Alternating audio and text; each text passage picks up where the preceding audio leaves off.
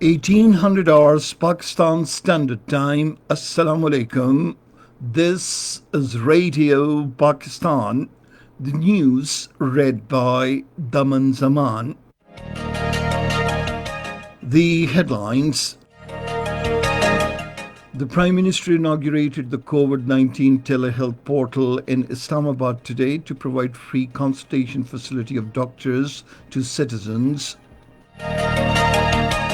The foreign minister says coronavirus pandemic has engulfed the entire world and hence necessitates global efforts to contain its spread. 46 deaths were reported in the country due to coronavirus during the last 24 hours, while the global death toll has risen to over 325,000. Pakistan has welcomed the Organisation of Islamic Cooperation statement that strongly rejected India's illegal actions to redefine domicile rules in occupied Jammu and Kashmir with an objective to alter its demographics. A senior Indian diplomat was summoned to the Foreign Office in Islamabad today and a strong protest lodged over the ceasefire violations along the line of control. The Palestinian president has warned that Israeli annexations in the occupied West Bank would spell the end of all security coordination. And now the news in detail. Prime Minister Imran Khan inaugurated COVID-19 telehealth portal in Islamabad today. Speaking on the occasion, he expressed the confidence that the entire nation will work together to confront the threat posed by COVID-19. The Prime Minister said we have to live with this virus for some time until a vaccine is developed. He said even the advanced countries with much more resources are unable to cope with the situation. In this context, he said we are facing a bigger challenge, as in the past no adequate investments were made in Pakistan in the health sector. Imran Khan said it is very important to register doctors, and especially lady doctors, to render their services through the health portal. He said in Corona Relief Tiger Force, a large number of health professionals are also registered on voluntary basis to play their role. The Prime Minister said it is hoped that the volunteers registered with the service will play an effective role in the far-flung areas of the country. He congratulated the team of Digital Pakistan for the realization of the project at a very critical time. Earlier, the Special Assistant to the Prime Minister on Digital Pakistan, Tania Adras, while giving a detailed briefing to the Prime Minister on telehealth portal, said citizens can contact any doctor through this free service. The Special Assistant to the Prime Minister on Health Services, Dr. Zafar Mirza, said a safe environment will be provided to the doctors and patients through this gateway. Prime Minister Imran Khan has urged the general public to follow safety procedures against coronavirus during Eid holidays. In a meeting with the advisor on parliamentary affairs, Dr. Babar Awan, the Prime Minister said the government is devising strategy to effectively control the spread of the disease in the country. Imran Khan said the government is also focusing on providing relief to the people to sustain financial impact of the lockdown imposed in the wake of COVID-19. Prime Minister Imran Khan has said oversubscription of Sukuk worth 200 billion rupees by 170% reflects a strong market confidence in the government policies.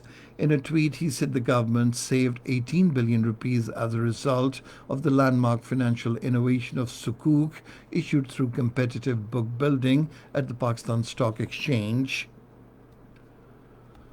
The Foreign Minister Shah Mahmood Qureshi says coronavirus pandemic has engulfed the entire world and hence necessitates global efforts to contain its spread. Talking to the European Union ambassador in Pakistan, Andrula Kaminara, in Islamabad today, he said Pakistan has allocated $8 billion for economic rehabilitation of the people affected by coronavirus despite financial constraints. The minister welcomed the European Union's timely support to Pakistan to deal with the situation arising out of coronavirus. He said the European Union, being champion of human rights, should take notice of the worst curfew and grave human rights violations in occupied Kashmir.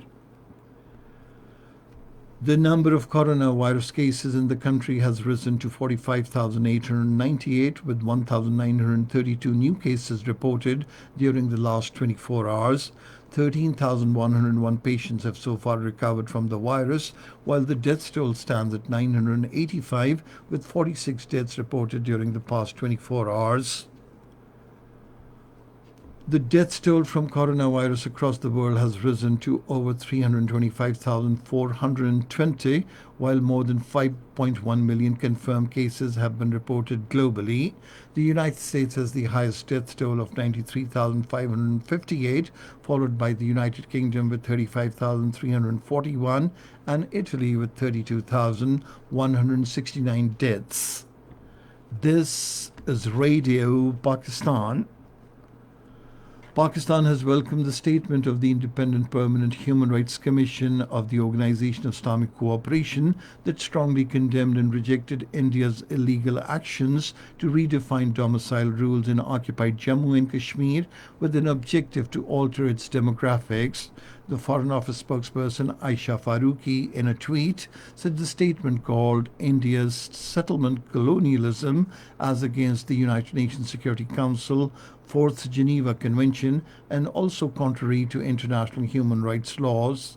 She said the statement notes that since 5th of August last year, India continues to pursue systematic persecution of Kashmiri Muslims through vicious political, economic, and communications blockade. Earlier, the OIC, Independent Permanent Human Rights Commission, in a statement also stressed that the people of Kashmir have squarely denounced this law as yet another illegal move and expressed their resolve to stand firm against the tyranny of Indian occupation.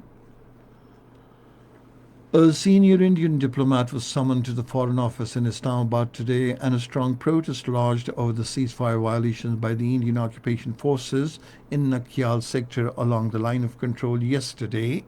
According to Foreign Office spokesperson Aisha Faruqi, 3 civilians received serious injuries due to indiscriminate and unprovoked firing by the Indian occupation forces.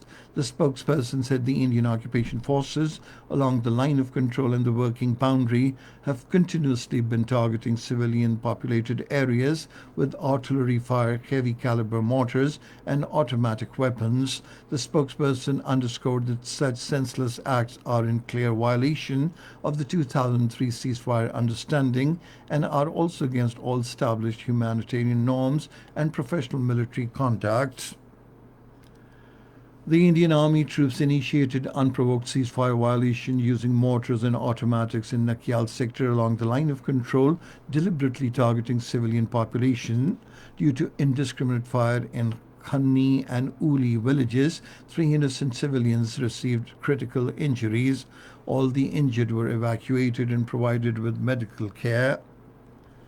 In occupied Kashmir, the All Parties Hurriyat Conference and Mirwais-led Hurriyat Forum have paid rich tributes to prominent Hurriyat leaders Mirwais Maulvi Muhammad Farooq and Khwaja Abdul Ghani Lon and victims of Haval massacre on their martyrdom anniversaries. In a statement in Srinagar today, the Mirwais-led Hurriyat Forum paid glowing tributes to the martyrs and said both the leaders played a pivotal role for the ongoing movement for inalienable right to self-determination. On the other hand, the Indian police also arrested dozens of youth and seized around 30 vehicles during the ongoing operations in different areas. The chairman Kashmir Council Europe Ali Raza Sayed has called upon the international community to stop India's recent illegal attempts to change the demographic composition of occupied Kashmir. In a statement in Brussels today, he said under the garb of emerging coronavirus pandemic, India continues its evil designs against the interests of the oppressed people of Jammu and Kashmir struggling for their inalienable right to self-determination. The Palestinian President Mahmoud Abbas has warned that Israeli annexations in the occupied West Bank would spell the end of all security coordination as international opposition to the plans grow. In a speech, he said the annexation plans show Israel is no longer abiding by peace accords between the two sides.